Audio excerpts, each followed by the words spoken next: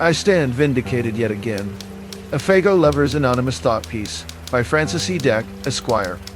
Those of you who orbit this neck of the internet can no longer dismiss me as merely rambling. The events in my life from your perspective over the past few weeks paint a picture that aligns with the way I tell you I am treated by society. I am told I am not good enough by women that want to garner a platform on the internet that they can use to abuse men.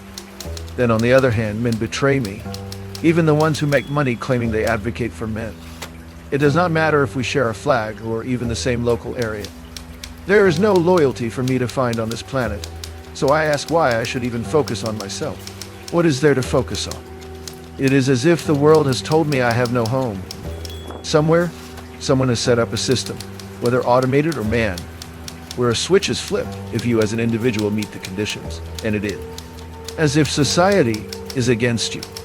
There is a concept called grim trigger social engineering. Long story short, it makes too much sense in my opinion. There is allegedly evidence that this happens in many aspects of society.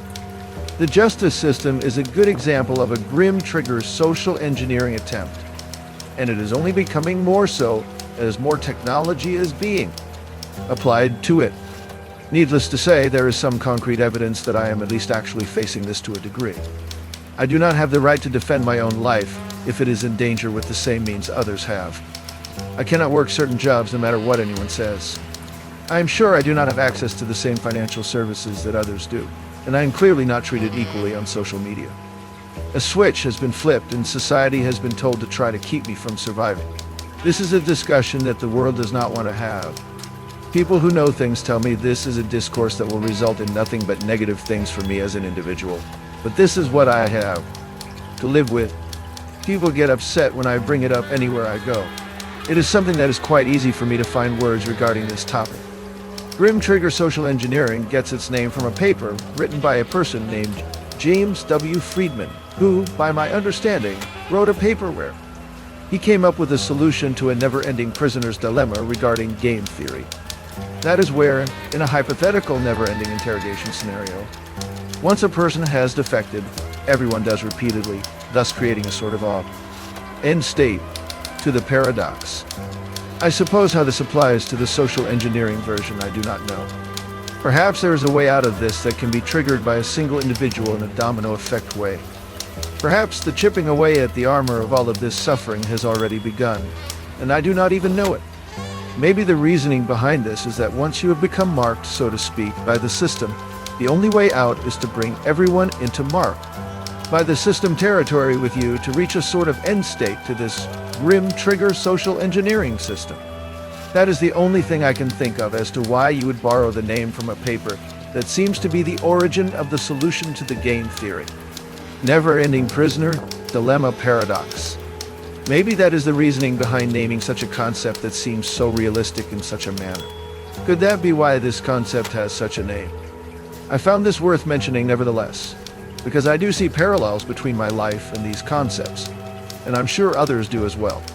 Regardless, it is not about whether I find what I am doing for work at the moment acceptable as far as jobs go. It is more about the fact that my life sucks and it can only get worse, and women like Victoria J and men like St. Ten and Nick and countless others are there to make sure my name is spat on, that lies are spread about me. One thing I do appreciate is that for once in my life, the internet has gone along with my jokes. The fake Francis accounts that are in Victoria J doing the gimmick I have been doing recently about how Victoria J is the love of my life and the apple of my eye, whom I give earth-trembling back shots to, as well as my Snookums honey bony dearest, whom I am going to get married to and have bear my children consensually. You don't even need to like what you do it to survive. For once, there have been the few occasions every now and then where I have managed to get a crowd of people on Discord to go along with my jokes. More than I give myself credit for, but this is YouTube after all. It almost makes it worth all of the nonsense I've had to go through to get people to go along with my joke. With that being said, it does not change how I've been treated by the world. So whoever is behind that, whether you are on my side or not, I guess, I owe you some sort of thanks for going along with the joke I was making towards Victoria J. Despite all it has done to me, this place holds a special place in my memories, I suppose, all the time I've spent on it.